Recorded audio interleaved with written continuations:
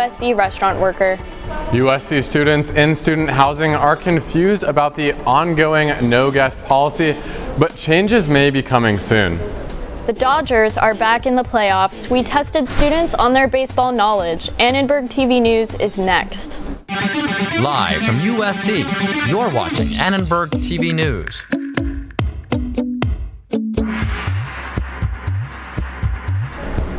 Tonight, LA has one of the strictest COVID vaccine mandates in the nation. Good evening, I'm Luke Scorziell.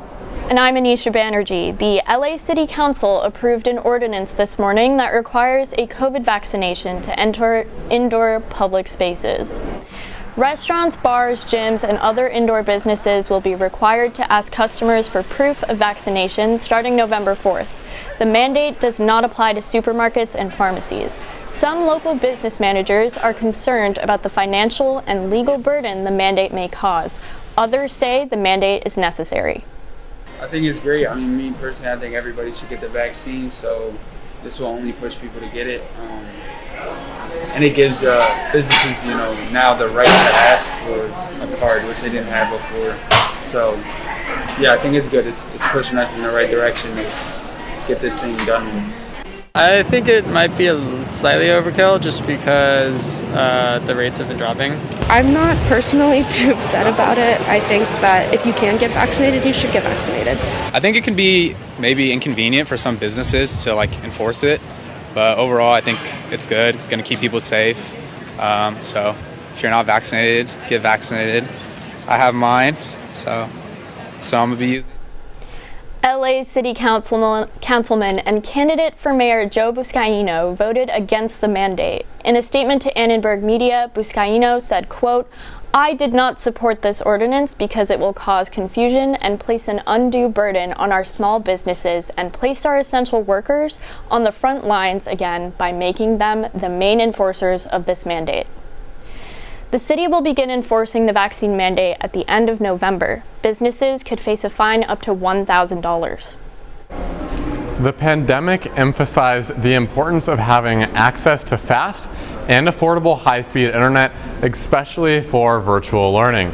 We spoke with a USC student who shared her experience of losing connectivity in the middle of class. When it first started, it was very difficult transitioning just from schoolwork because I wasn't able to have that fast internet access. So whenever I had Zoom on and my work on, it would my computer would crash because the internet wasn't stable. And I also had my other sisters doing homework at the same time.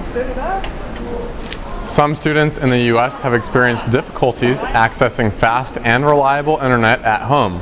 President Biden has proposed upgrading the nation's broadband network as part of his infrastructure bill. A USC internet policy expert explains why broadband is so important. So much today depends on being able to have not just any connectivity, but reliable, affordable connectivity. This is the same investment that was made in electricity and roads and all the infrastructure that helped boost the economy in the 20th century. For the internet upgrade, here's some key findings that USC students should know. This bill will provide $65 billion in investments toward improving the broadband infrastructure. It will help lower the cost of high-speed internet and extends temporary programs providing subsidies to Pell Grant recipients for high-speed service. Professor Galperin said inequitable access to the internet often affects people living in underserved and marginalized communities, and household income is among the key factors. 2 USC students have teamed up to clean up Skid Row by making bathrooms more accessible to its residents. Juniors Sandra Maestra and Camila Rojas have developed a sustainable solution to tackle waste disposal. Through USC's Undergraduate Sustainability Challenge Fellowship, they have created an easy-to-assemble toilet kit so that Skid Row residents can have a safe and reliable place to use the restroom. Maestra says she's surprised there are so few bathrooms for Skid Row's 4,600 residents. I'm fortunate enough that I can do research in sustainability for the benefit of other communities, which I'm not a part in. You can be sustainable for yourself, and it's not difficult, do sustainable things in your day-to-day life and change some things like recycling or using less water, things like this. But it's really making a bigger communal effort for the benefit of communities that aren't represented in institutions such as USC. People that have access to this kind of research should be doing it for the purposes of people that don't. Maestra and Rojas are working to build a prototype of a portable toilet and will test it out before deciding whether they can hand it out to the masses. A USC study of nearly 500 adults answers who's better at negotiating salaries, men or women. The study found they're both equally bad at it. The research found 43% of participants did not negotiate at all. Those who did negotiate were able to secure, on average, $13,000 more than those who did not. In general, both men and women left 20% of value on the table. One of the researchers talked about the findings. We didn't find evidence that they were worse at negotiation, and so that suggests, to the extent that they do get worse outcomes, it may be due to structural, institutional sexism. Everyone has their own way of negotiating, and each individual is different. The way that they speak or the way they try to convince other people. So I wouldn't really label that as a gender thing. It just depends on the individual itself. Women, I think, are equally capable. This kind of belief in the stigma that men are better at negotiating deals has kind of prevailed, but I think that's changing. Researchers suggest that if women do perform worse when negotiating salaries, it's because of biases among recruiters. USC is considering changing its current no-guest policy. Student health officials say the policy falls in line with the CDC's recommendations for colleges, but the university plans to reevaluate it. The university has been strict on enforcing the no-guest policy, only allowing students who live in a specific dorm to visit that dorm. But USC's chief health officer says we may be seeing some significant changes in the near future. There will be an announcement of the change of the policy for dorms coming out from residential ed. It will be a significant change. That will allow students to visit other students to visit each other in their residence halls. Many students have expressed frustration with the policy. They'd like to have their peers come to their dorms to study and socialize. I think it's a responsible approach to staying safe with COVID. However, it's kind of unfortunate because it definitely has a different effect on my social and freshman year. I believe they should change their guest policy if we're all doing an effort to stay COVID conscious and safe. A lot of the welcome events too, people were around each other anyways. So I don't know, I did question a little bit how effective it really was. Dr. Van Orben encourages students to remain cautious and not let their guards down. An announcement on the policy will be made around October 18th. So Nicole, I hear there's a new wild card game on campus. Can you tell me a little bit about that? Is it really better than Uno? Funny you say that, Luke, because there seems to be some confusion on what a wild card game really is. The Dodgers' playoff run has begun and they look to clinch back-to-back World Series titles. The first obstacle standing in their way? The wild card game happening as we speak. Now, what's a wild card game, you might ask? No, we're not playing Uno. We asked students around USC if they know about this one-and-done tradition. I know nothing whatsoever. Something about the Dodgers tonight and Philadelphia or something? Sure, yeah, let's go with that. I don't know, maybe a virtual card trading game? I assume it works as the same as football. If you're not top of your division, there's a wild card game, I guess. Teams that are very good but don't win their division, the top two teams play each other, and the winner of that game advances to face a team in the playoffs. The wild card game is between the top two teams in each division. Now, what's so wild? With a single game elimination, the fate of each team lies in one playoff matchup. The winning team will advance to the next round, while the others pack their bags. Right now, the score is 1-0 Cardinals in the top of the second inning. We'll have more on the game later on in sports. While Los Angeles unites in rooting for the Dodgers, the city is split when it comes to soccer. The soccer rivalry in Los Angeles has become one of the biggest in American sports. LAFC and the LA Galaxy are two of the most popular teams in Major League Soccer. Last weekend, the rivals ended the match in a tie, 1-1. There was a sold-out and rambunctious crowd. Fans of each team are bitter enemies. 60% of the LAFC community are people who have been football fans their whole life. They just never got into the Galaxy because that culture was the antithesis of what they wanted culturally out of a football team. If anybody knows anything about North American soccer, they know LA Galaxy. We have the tradition. We have the 5 championships. When it comes to LA, those things matter. With only 6 games left in the season, both teams are fighting each other for one of the last playoff spots. The Galaxy are currently in 6th place, while LAFC is in 9th. Only the top 7 teams will advance. In need of friends, you're not alone. Stay tuned to learn about a USC event focused on friendship. USC brings back Family Weekend. Hear from students about their weekend plans.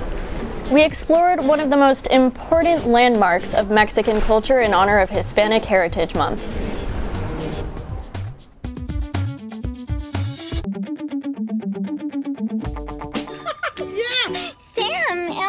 Oh, hey, Julia. Are you ready to play band with us? I'm going to play my clarinet. And Elmo's going to play his drum. Drum loud. Oh, well, you know what to do, Julia. Julia knows. Mm-hmm. With Julia's autism, loud sounds can be too much. But she still loves to make music. Play band.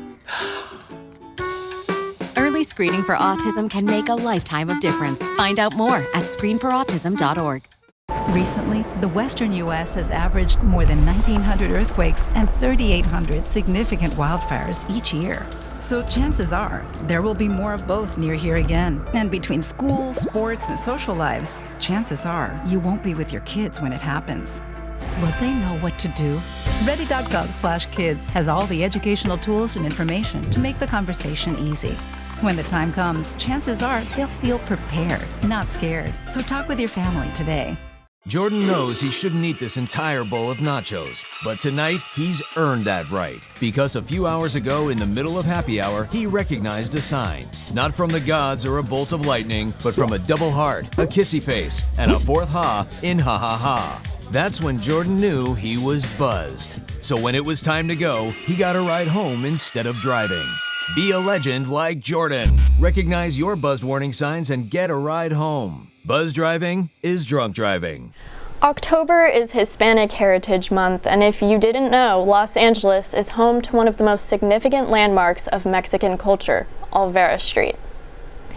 Olvera Street offers a unique shopping experience to visitors where they can buy authentic Mexican food, clothes, and artisan work. Today, we spoke to Armando Murillo, owner of Murillo Leather, to get his insight on the significance of artisan craftsmanship in LA.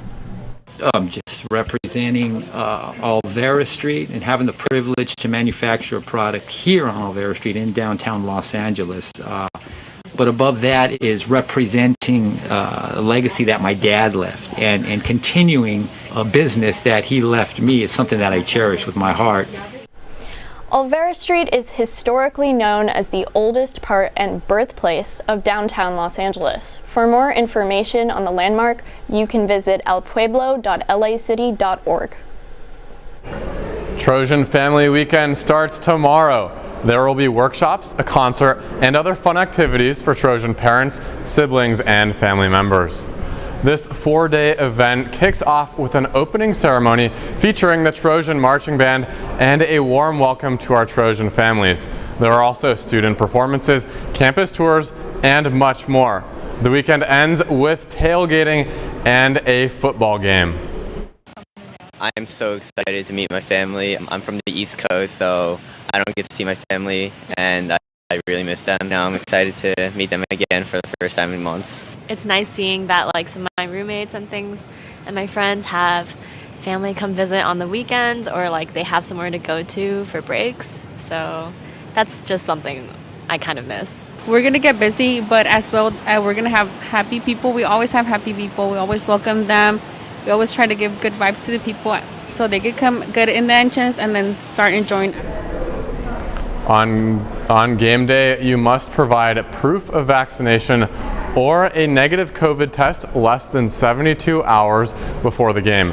Children under 12 are exempt from vaccine and testing requirements, but make sure you have your government ID for anyone over 18 and your completed Trojan check, and make sure to wear your face covering. Earlier this week, we had some thunder and lightning. Now it's hot and sunny. Ramya, I'm so confused. With my parents coming this weekend for family weekend, what should they pack? Well, the weather has been confusing, but we can finally feel the fall weather is here. So temperatures have dropped. It will be a good idea for the parents to pack a sweater for the evenings. Let's have a look for today's forecast. Today's high is 69 and humidity being 67%. Moving on to the next 5-day forecast. On Thursday and Friday, we will get a break from sunshine. We're even expecting some rainfall on Friday, so make sure to carry umbrellas. The highs will be in 68 and the lows will be hovering around 60 degrees. Over the weekend, it will be sunny and the temperatures will be in the 70s, so it will be perfect for the Trojan family weekend. On Sunday, the temperature is going to top up to 79 and the lows will be around 50 degrees overall this week. This week we'll have a mix of sunshine and rain. Nicole, I hear there is a big game happening right now. Tell me more about it. The Dodgers game is underway as they look to go back-to-back, and we take a look at the score.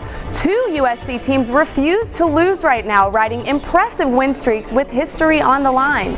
Will we see Jackson Dart return this season? Coming next after the break.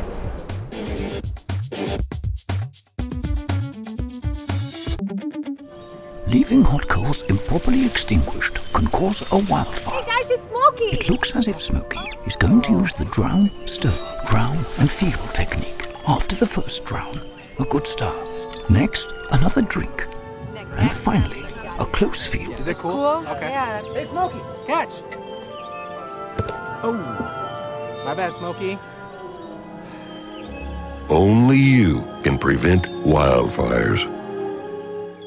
When I was your age, I was just like you, fascinated by stars.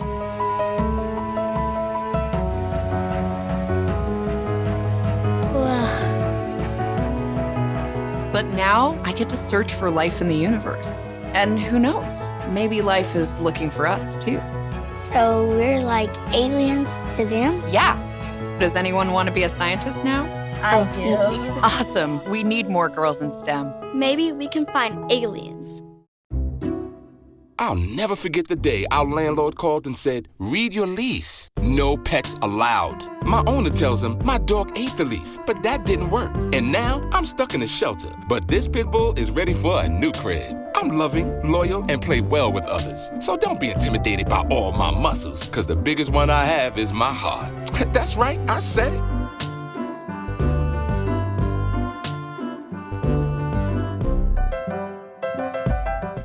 It's win or go home at Dodger Stadium. I'm Carlo Jimenez. Right now, LA is hosting St. Louis in the National Wildcard game. First pitch was just 40 minutes to go, and the score 1-0. The Cardinals getting a run in the top of the first after a wild pitch by Max Scherzer. Nicole, some are saying the Dodgers are the best team to ever play in a wildcard game. Will they make it through to the divisional round? I mean, Carlo, the Cardinals are holding up to what I think is going to happen in this game. I mean, they came off of a franchise history 17-game winning streak.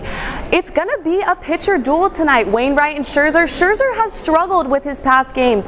I mean, he's thrown for 10 earned runs in just 2 showings. So I think the Cardinals are going to be the underdog win tonight. I hear what you're saying. 17 games, that's a lot of wins in a row.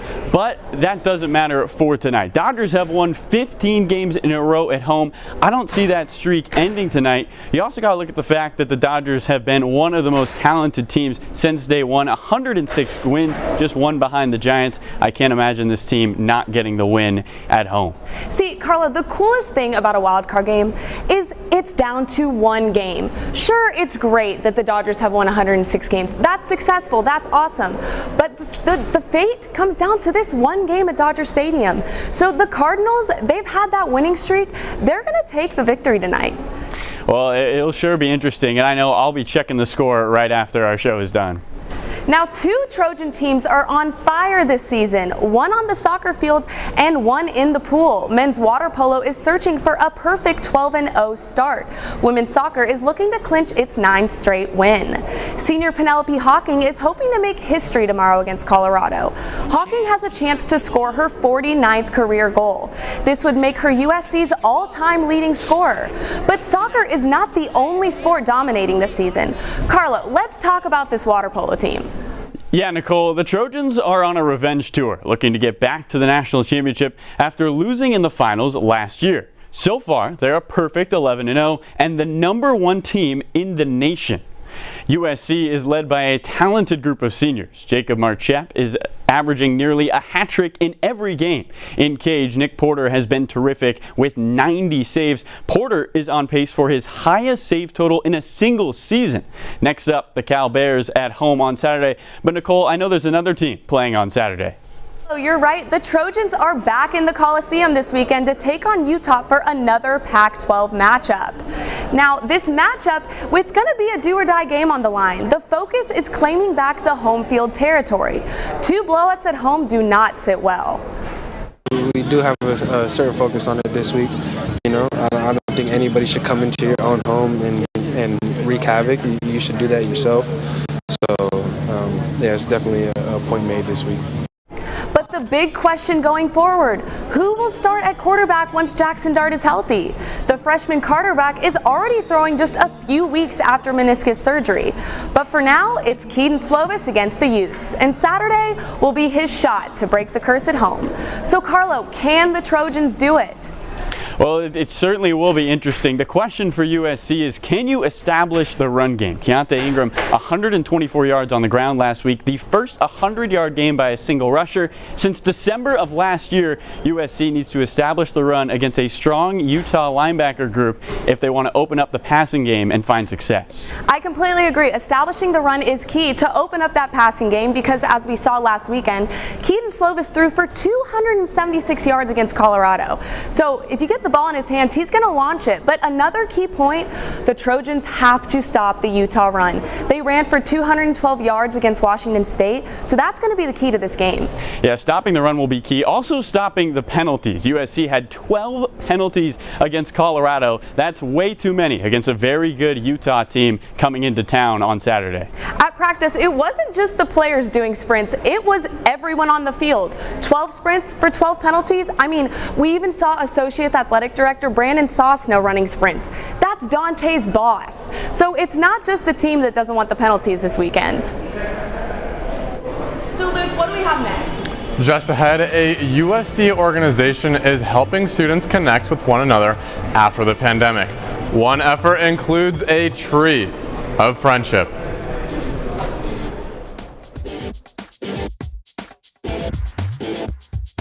STEM is the discipline of hard numbers. Precise, no margin for error. Dare to forget that. Dare to have fun with it. Get weird with it. Dare to get messy, or just mess it up. Dare to program something internet-breaking, record-breaking. Dare to blow their minds. Dare to try. Dare to fail. Dare to keep daring. Dare to learn the difference between organic, sedimentary, and non-foliated metamorphic rock. Get outside, find those rocks. Dare to be homeroom famous, a high school fable. Dare to send those old STEM theories flying past the neighbor's house into outer space. And for the love of STEM, dare bigger. Dare to code, dare to invent, dare to explore, dare to STEM. Check out She Can STEM to get started. Hey world, I have a quick message. It's about safe driving. All right, let's go. Anytime you're driving, have the seatbelt buckled tight. Both hands on the wheel and your phone out of sight. When not in your hand trying to text somebody back. Because if you do, your car might get smacked. The moral of the story, just put your phone down. The people on the road will stay safe and sound. Put your phone down, put your phone down. People on the road will stay safe and sound. Yeah.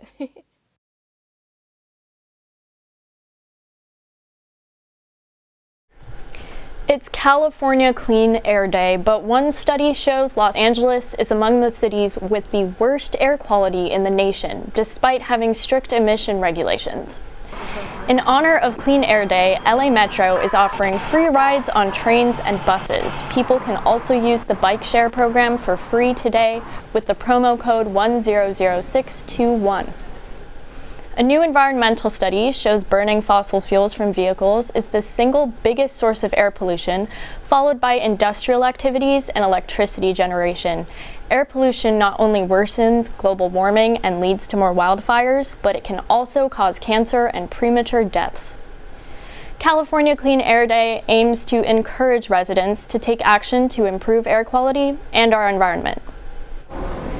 Students will gather tonight at the University Religious Center to celebrate new friendships and meaningful social connections to make up for lost time during the pandemic.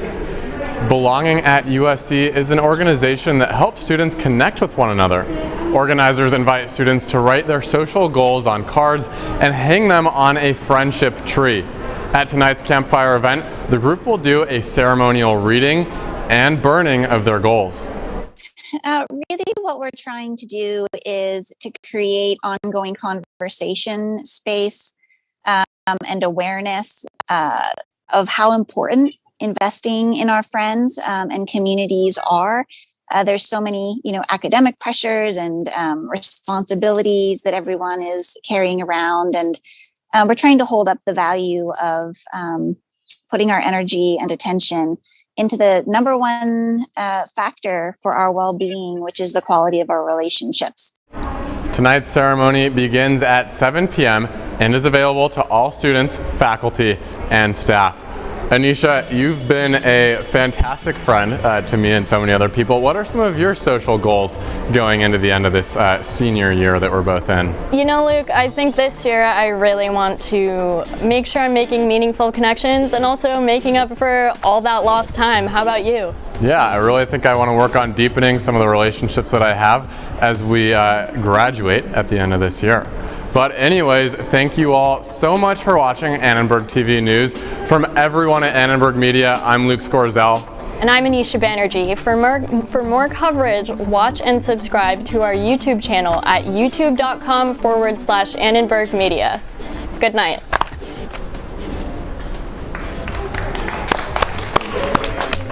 Yay. Let's go. Oh.